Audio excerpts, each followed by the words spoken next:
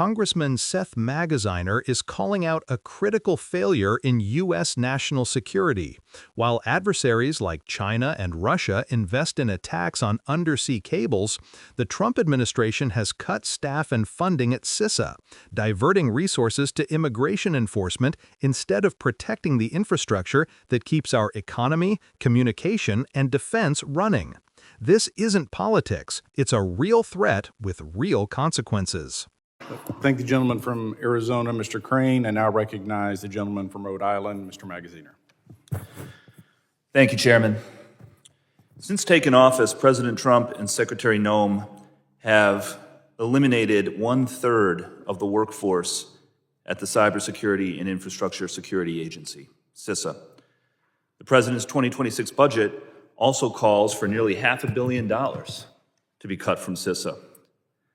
And reports have indicated that staff at SISA have been reassigned, diverted to immigration and other matters. These actions weaken our cyber defenses and undermine federal collaboration with industry and critical infrastructure organizations.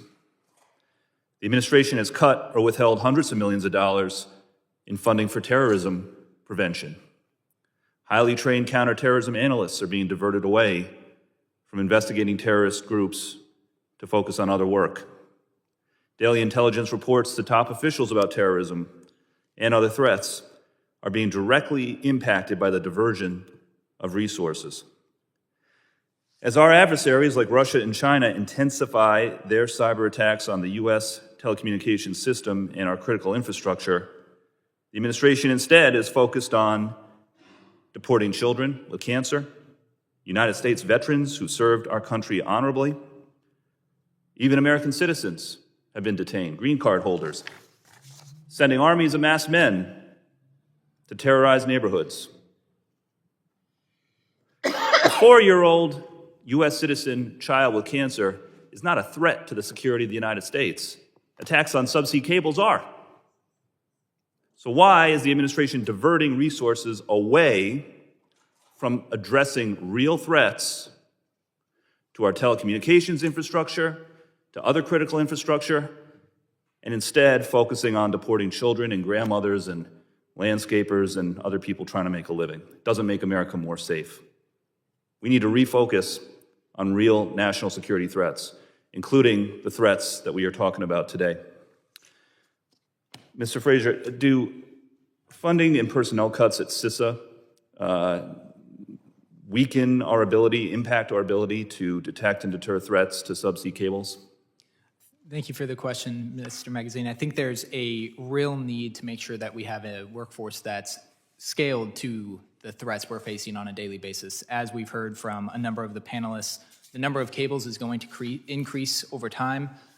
The interest in upsetting and perhaps tapping into just a fraction of those cables is going to increase. And so making sure that we have a workforce that's able to handle the increased volume and potential attacks is of paramount significance.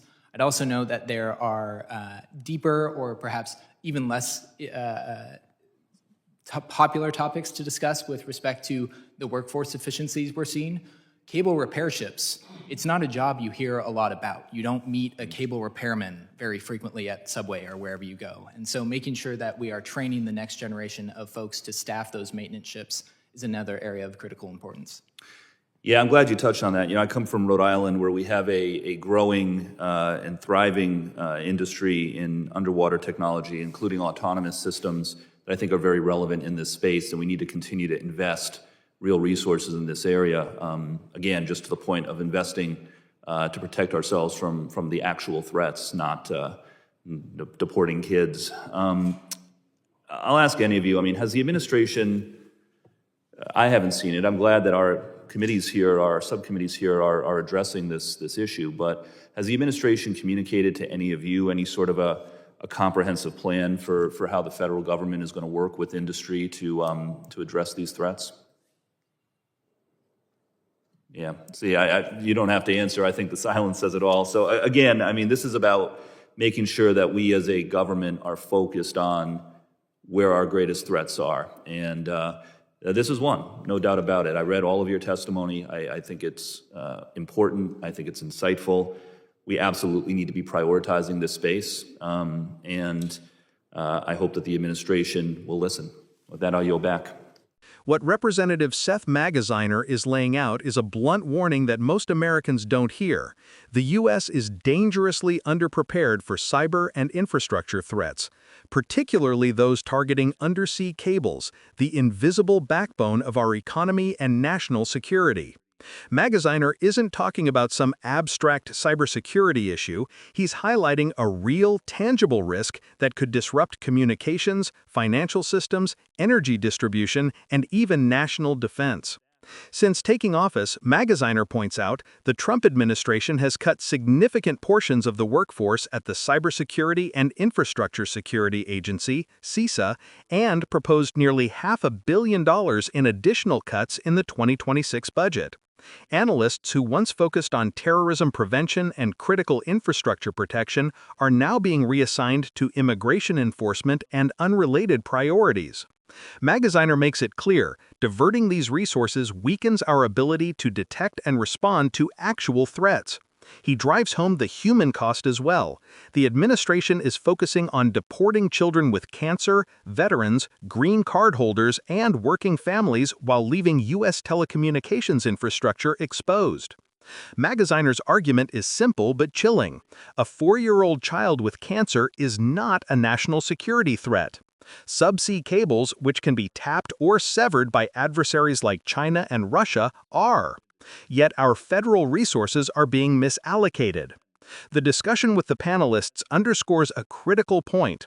The number of subsea cables is growing, and the potential for attacks, whether through sabotage, espionage, or disruption, is increasing. But the workforce needed to protect and maintain these cables is not scaling alongside the risk. Repair ships are limited, highly specialized personnel are scarce, and the next generation of experts needs serious investment to ensure resilience. Magaziner even points to Rhode Island's growing underwater technology industry, which could play a key role in protecting this infrastructure if properly supported. What's striking is the silence from the administration on a comprehensive plan. Magaziner highlights this gap. The federal government has yet to coordinate effectively with industry on protecting these critical assets. That silence speaks volumes. It's not just about funding, it's about foresight, strategy, and prioritization. Every day that passes without robust protection leaves U.S. infrastructure more exposed and the economy more vulnerable. This isn't just a technical discussion. It's a reminder that national security doesn't always show up on the evening news.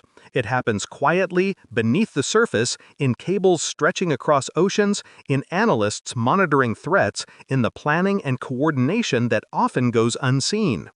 Magaziner's message is urgent. The U.S. must refocus on actual threats, protect its critical infrastructure, and invest in the workforce and technology that keeps the nation safe. For viewers of Left Lens, the lesson is clear. Understanding how these systems work, why they're vulnerable, and what Congress is doing or not doing is critical. Staying informed isn't just about awareness, it's part of holding our leaders accountable to protect America. Like, share, and subscribe to Left Lens for analysis that cuts through the noise and brings you the truth behind the policies shaping our national security. The more we understand, the harder it becomes for real threats to catch us off guard.